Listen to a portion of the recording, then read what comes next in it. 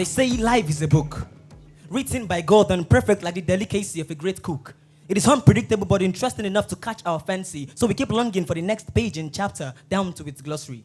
But I've come to discover that life isn't just one book, but a compilation of the works of the world's best literary cooks in one library carefully stacked with books as many as specks of sand of the earth's crust, because our individual lives are separate books written by us. We were given the free will by God to scribble words and paint pictures in the blank pages He gave to us. So, good day, fellow writers of all ages. I hope this poem brings smiles to your faces. Our lives has beginnings and is a book. Definitely our country, Nigeria, is a book with a beautiful cover design to behold and a wonderful story of pain and pleasure to be told. So will you and I read, or will we just scan through, checking out the bittersweet pictures in the middle of his pages to see if its words are lies or perhaps true?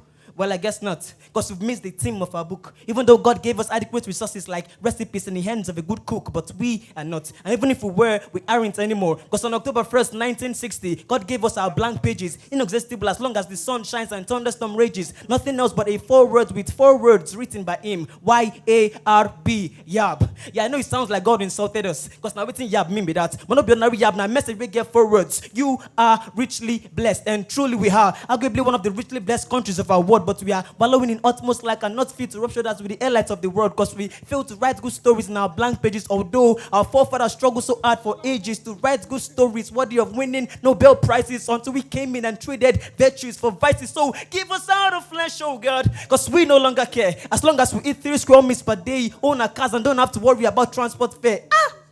And my energy about our day.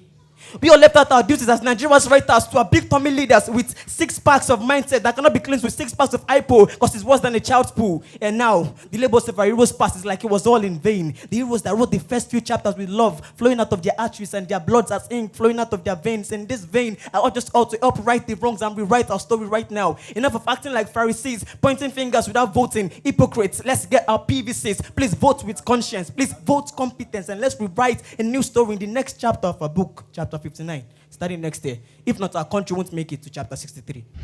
This morning opens with Essay no longer going to school, and Taju having to find his feet between the realities of how a minute comedy skit on Instagram will make you a celebrity. Yet his teacher, who constantly spits shocks like bar, is only being celebrated with jeers and giggles in the lecture room. Taju now goes to school and find himself stuck in the reality of Nigeria being a book, where the author himself is another unconscious character, scripted between the poignant catharsis of Debris and bombshells.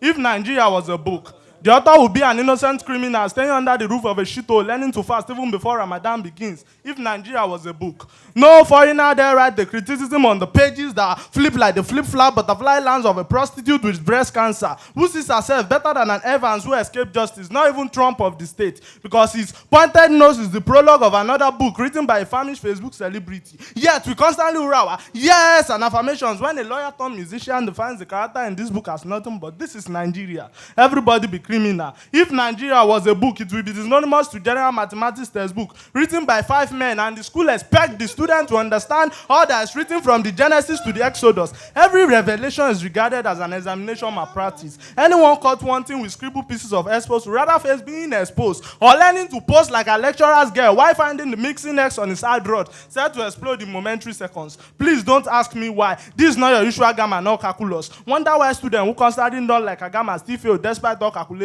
A is for Aminat, B is for Barakat, C is for Christopher, D is for Daniel, E is for Emmanuel, and F is for Falilat. Solve this riddle when you understand the power that lies in gender difference. If Nigeria was a book, its cover would be the very basis of another argument on how Quran is the direct opposite of the Bible. And maybe we'll be forced to draw a conclusion. If everyone point a finger at another to go to hell on the basis of a reason or another, then maybe hell is a home for all. Just like the pages of Nigeria is a page for none. Not even Lee Sharibu in Chibok. Not even the remains of Ozubulu. Not even the center of things that holds but now fall apart on the scattered leaves that would tell that Shebe's breath. If Nigeria was a book, it would gain its stardom in the hall of shame, and maybe we will no longer fight Anti-Chimamanda for opening doors.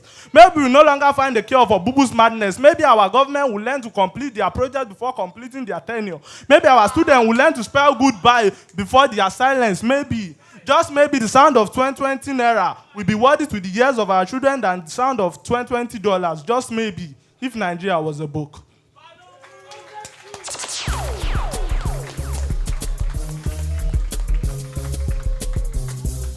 Fantastic. Wow, that was a battle, yes?